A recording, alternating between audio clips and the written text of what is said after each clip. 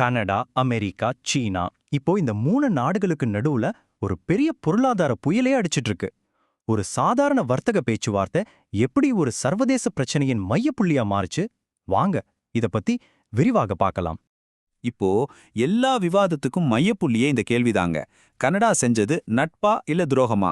வாங்க என்ன நடந்ததுன்னு முழுசா பார்க்கலாம். அதுக்கப்புறம் நீங்களே ஒரு முடிவுக்கு வரலாம். சரி, முதல்ல இந்த பிரச்சனை எங்கிருந்து ஆரம்பிச்சுது? கனடா அப்படி என்னதான் செஞ்சுது? அத பத்தி தெளிவா பார்க்கலாம். இதுதான் விஷயத்தோட தொடக்கம். கனடா மற்றும் சீன அதிகாரிகள் வர்த்தகத்தை பத்தி பேச சந்திச்சாங்க. பார்க்கிறதுக்கு இது ஒரு சாதாரண மீட்டிங் மாதிரி தெரியலாம், ஆனா இதுக்கு பின்னாடி ஒரு பெரிய புயலே காத்துக்கிட்டு இருந்தது. அவங்க என்னென்ன விஷயத்த பத்தி பேசினாங்கன்னு பாத்தீங்கன்னா ரொம்பவே சுவாரஸ்யமா இருக்கும். அதாவது சும்மா பேருக்கு பேசல, விவசாய பொருட்கள், எலக்ட்ரிக் கார்கள்னு 2 நாடுகளுக்கும் பொருளாதார ரீதியா ரொம்ப ரொம்ப முக்கியமான துறைகளை பத்தி தான் அவங்க விவாதிச்சிருக்காங்க.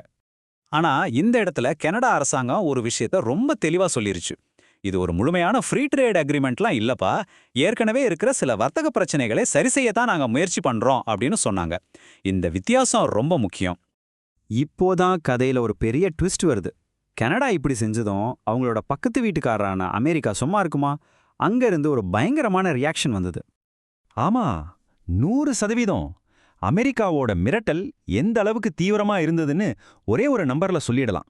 அதுதான் இந்த 100%. இது வெறும் எச்சரிக்கை இல்ல, அதுக்கும் மேல. அப்போதைய ஜனாதிபதி டொனால்ட் ட்ரம்ப் என்ன சொன்னார் தெரியுமா?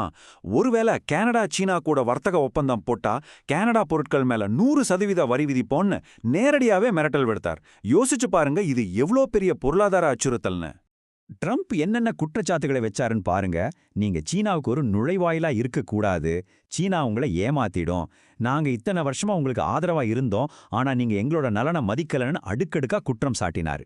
இது 2 நாட்டு உறவுல ஒரு பெரிய விரிசலையே உண்டாக்கிடுச்சு. சரி, அமெரிக்கா இவ்ளோ கடுமையா பேசினதுக்கு அப்புறம் கனடா சும்மா இருந்தாங்களா? அவங்க எப்படி பதில் கொடுத்தாங்கன்னு இப்ப பார்க்கலாம். இங்கதாங்க பிரச்சனையே ஆரம்பிக்குது.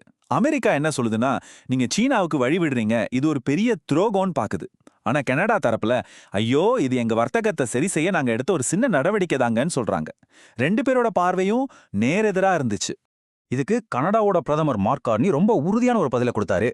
கனடா ஒரு சுதந்திரமான நாடு, எங்க நாட்டு நலனுக்கு எது சரியோ அந்த முடிவை தான் நாங்க எடுப்போம்னு ரொம்ப தெளிவா சொல்லிட்டாரு. அதாவது நாங்க உங்க நண்பர்கள் தான், ஆனா அடிமைகள் இல்லைன்னு அழுத்தமா சொன்ன மாதிரி இருந்தது. இப்போ கொஞ்சம் ஜூம் அவுட் பண்ணி பார்ப்போம். இந்த கனடா சீனா பிரச்சனைங்கிறது ஒரு பெரிய உலகளாவிய சதுரங்க ஆட்டத்துல ஒரு சின்ன காய் நகர்த்தல் தானே தவிர இது மட்டும் முழு ஆட்டம் இல்ல. இங்கதான் 2 வித்தியாசமான கேம் பிளான நீங்க பார்க்கலாம். ஒரு பக்கம் அமெரிக்கா உலக அளவுல சீனாவுக்கு எதிரா ஒரு வர்த்தக போரையே நடத்திக்கிட்டு இருக்கு. ஆனா இன்னொரு பக்கம் கனடா மாதிரியான நாடுகள், ஐயோ ஒரே ஒருத்தரை மட்டும் நம்பி இருந்தா நம்ம பொருளாதாரம் என்ன ஆகுறதுன்னு யோசிச்சு பல நாடுகளோட வர்த்தகம் பண்ண முயற்சி பண்றாங்க. சரி, இந்த பெரிய பெரிய தலைவர்கள் சண்டை போட்டுக்கிறதுனால நம்மள மாதிரி சாதாரண மக்களுக்கு என்ன பாதிப்பு? இதோட நிஜமான விளைவுகள் என்னவா இருக்கும்? ஒருவேளை அமெரிக்கா சொன்ன மாதிரி 100% வரி போட்டா என்னாகும்னு யோசிச்சு பாருங்க. முதல்ல கனடா பொருட்கள் அமெரிக்காவுக்கு வர்றது நின்னுடும். இதனால வர்த்தகம் முடங்கி போகும். கடைசியா 2 நாட்டிலையுமே பொருட்களோட விலை ஏறும், வேலை வாய்ப்பு குறையும். பாதிப்பு கனடாவுக்கு மட்டும் இல்ல, அமெரிக்காவுக்கும் தான். பொருளாதார ஆய்வாளர்கள் என்ன எச்சரிக்கிறாங்கன்னா, இதுல யாருக்கும் வெற்றி கிடையாது. இந்த மாதிரி ஒரு வர்த்தக போர் நடந்தா கனடா கம்பெனிகளும் பாதிக்கப்படும், அமெரிக்க கம்பெனிகளும் பாதிக்கப்படும். நஷ்டம் 2 பேருக்குமே தான்.